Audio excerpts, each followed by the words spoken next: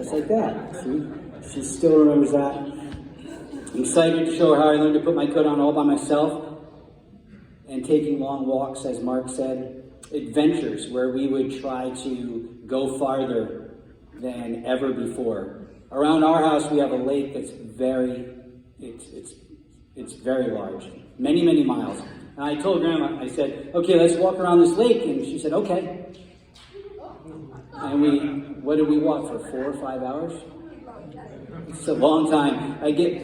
We get far out, and then she's like, do you think we should start going back to your house? And I'm like, I think we can just keep going left.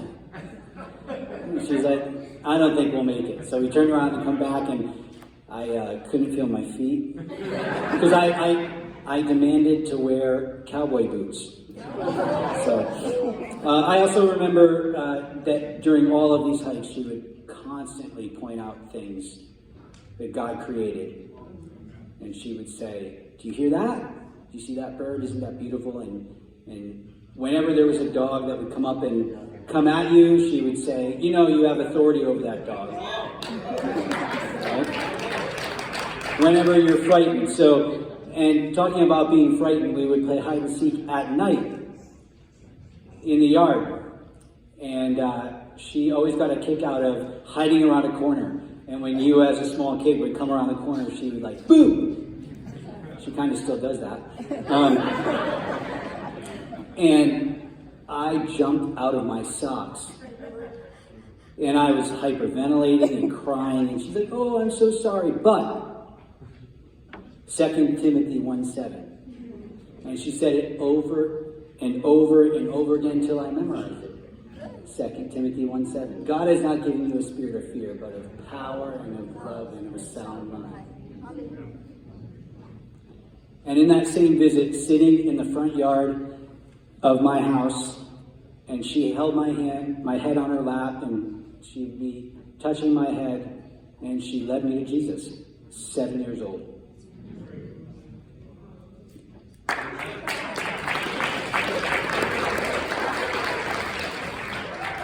So that wasn't a funny story, but that's a great story. And I know a lot of you have been touched by her life.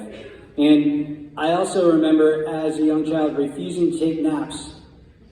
And I don't know how many of your kids refuse to take naps, but she had an ingenious way of putting kids to sleep. I know that my kids were put to sleep by her. I know that she would make a fort in the living room or put up the pop-up trailer outside on the driveway just to get you to take a nap. And then she would always come and tuck you in. And she'd sing 3 kind of songs that almost everybody remembers. Lullaby and Little Man You're Weary or Little Girl You're Weary. And now run along home and jump into bed. Say your prayers, don't cover your head. And I remember I got married at 21, my wife's 19, and the first time she visited us in our house, I said, Graham, you gonna come tuck us in? She said, I don't think I can do that now. And I realized I was grown up. These might be funny or humorous, but that's what I really want everyone to know.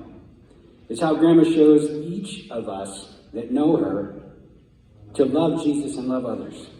So, now I get to preach. Proverbs 31. Which describes a woman of great character. Verse 12, she brings good and not harm all the days of her life. Verse 15, she gets up while it's still night and provides food for her family. Verse 17, she sets about her work vigorously. Her arms are strong for her task. And if you've hugged her today, you understand that. She opens her arms to the poor and extends her hands to the needy. Verse 26 through 28a. She is clothed with strength and dignity. She can laugh at the days to come and speaks with wisdom, and faithful instruction is on her tongue. She watches over the affairs of her household and does not eat the bread of idleness. Her children and grandchildren and great-grandchildren, and now some great-greats that are here, arise and call her blessed.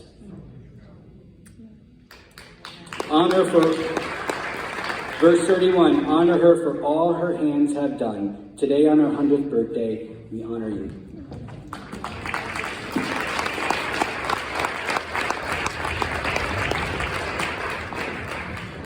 Okay, Jill?